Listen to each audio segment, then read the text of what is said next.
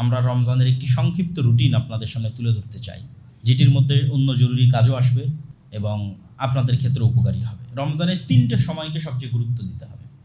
1, সাহারি এবং সাহারি থেকে নিয়ে সূর্য ওঠা পর্যন্ত। 2, আসরের সালাত থেকে নিয়ে ইফতারি পর্যন্ত। 3, রাতের সালাত। প্রথম, সাহারি এবং সাহারি থেকে সূর্য ওঠা পর্যন্ত। রাসূল সাল্লাল্লাহু আলাইহি ওয়াসাল্লাম বলেছেন, তাসাহারু ফাইন্না ফিস সুহুরি বারাকা, তোমরা সাহারি করো কেন সাহারিতে বরকত আছে। সাহারিকে কালচার বানাতে হবে, সংস্কৃতি বানাতে হবে। ওসমান হাদি বলতো যে আমরা সংস্কৃতির লড়াই করতে চাই। আপনি যদি সাহারিকে কালচার না বানান তাহলে সাহারিতে উঠা বন্ধ হয়ে যাবে। এটাকে আনন্দদায়ক কালচারে বানাতে হবে।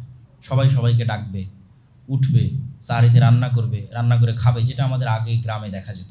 এখন অনেকটাই দেখা যাচ্ছে যে সাহারি আমরা অনেকেই করতেই ইচ্ছুক না, উঠতে ইচ্ছুক না, উঠে রান্না করতে ইচ্ছুক না। সাহারিতে উঠার অভ্যাস করতে হবে, সাহারিকে কালচার বানাতে হবে এবং সাহারিতে খেতে হবে রাসূল সাল্লাল্লাহু আলাইহি ওয়াসাল্লামের সুন্নাহ। পরের কথা হচ্ছে, সাহারির পরে ফজরের সালাতের পরে ঘুমানোর যে বদ অভ্যাস আমরা সবাই রপ্ত করে ফেলেছি। এই বদ অভ্যাস থাকলে রমজান মাসকে ভালোভাবে কাজে লাগানো যাবে না, খুব উপকারীভাবে আপনি কাজে লাগাতে পারবেন না। কেননা সব বরকত সকালে থাকে।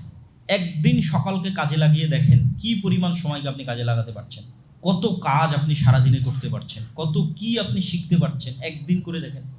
আপনি সকালে ঘুমাবেন না তা নয়, সূর্য ওঠার পরপরই ঘুমিয়ে যান। সূর্য খুব দ্রুতই উঠে। ফজরের সালাতের পর হয়তো সর্বোচ্চ 1 ঘন্টা পরে সূর্য উঠে যায়। 40-45, 1 ঘন্টা, 100-1 ঘন্টার মধ্যে সূর্য উঠে যায়। সূর্য উঠা পর্যন্ত অপেক্ষা করার পর আপনি রেস্ট নিতে পারেন। যে ঘুমটা আমরা প্রয়োজন মনে করি, যে রমজান মাসে আমরা একটু ঘুমাতে চাই, তাহলে বেশি উত্তম হবে যদি সাহারির পরে না ঘুমানো যায়, ফজরের পরে না ঘুমানো যায়, অন্তত সূর্য ওঠা পর্যন্ত। তারপরে যদি হালকা রেস্ট নেওয়া যায়, এটা একটা সময়। এই সময়টাকে কাজে লাগালে আপনি পুরো রমজানকে শতভাগ কাজে লাগাতে পারবেন। দ্বিতীয় সময়, আসরের পর থেকে নিয়ে মাগরিব পর্যন্ত। রমজানে ইবাদত করতে চাইলে ব্যস্ততা কমাতে হবে, রমজানে ইবাদত করতে চাইলে কাজ কমাতে হবে। যে ব্যবসায়ী তাকে চিন্তা করতে হবে সামনে রমজান আসতেছে, কিভাবে আমি সকল কাজ আগেই কমপ্লিট করে রাখবো যেন রমজানে আমি ঠিক মতো কাজ করতে পারি। যার অফিস আছে, যার স্কুল আছে, শিক্ষা প্রতিষ্ঠান আছে, ডেইলি চাকরি আছে, তারাও একটা প্ল্যান রাখবে যে কিভাবে আমি রমজানে কাজ কমিয়ে নিয়ে আসতে পারি।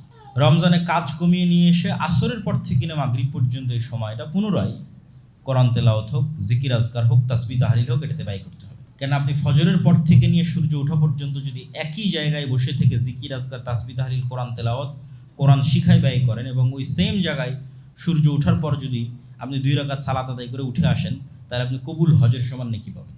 তো অনেক বড় ফজিলত। তো এইটার কোনো রহস্য আছে দেখি তো এত বড় ফজিলত দেওয়া আছে। এটা কঠিন দেখেই এত বড় ফজিলত দেওয়া আছে। ফজিলতের পিছনে অবশ্যই যেগুলোতে বেশি ফজিলত দেওয়া আছে সেগুলো এত সহজ নয়। মানুষের জন্য কঠিন দেখেই ফজিলত দেওয়া আছে, উপকারী দেখেই উৎসাহিত করা আছে।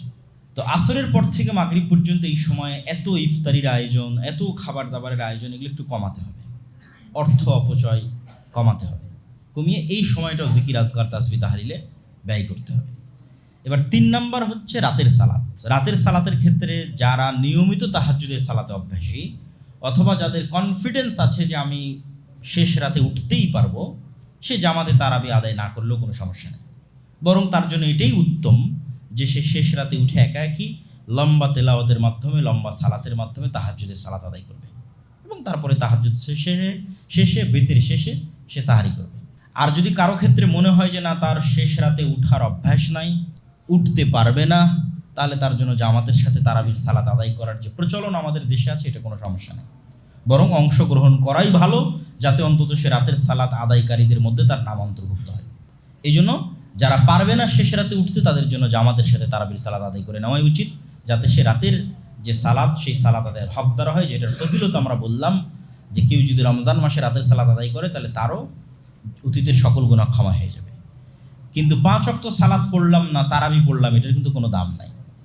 এই জন্য আমরা বক্তব্য শুরুই করেছি, রমজানের সবচেয়ে জরুরি কাজ 1 নম্বর 5 ওয়াক্ত সালাত, রমজানের সবচেয়ে জরুরি কাজ 2 নম্বর কোরআন তেলাওয়াত, তারপরে ধারাবাহিকভাবে এগুলো আসতেছে। 3 নম্বরে আসতে পারে রাতের সালাত, তারাবির সালাত। 5 ওয়াক্ত সালাতে নাই, তারাবির সালাতের কোনো কাজ নাই। 5 ওয়াক্ত সালাতে থেকে আমি তারাবির সালাত আদায় করতেছি, আমি ফজিলত পাবো ইনশাল্লাহ।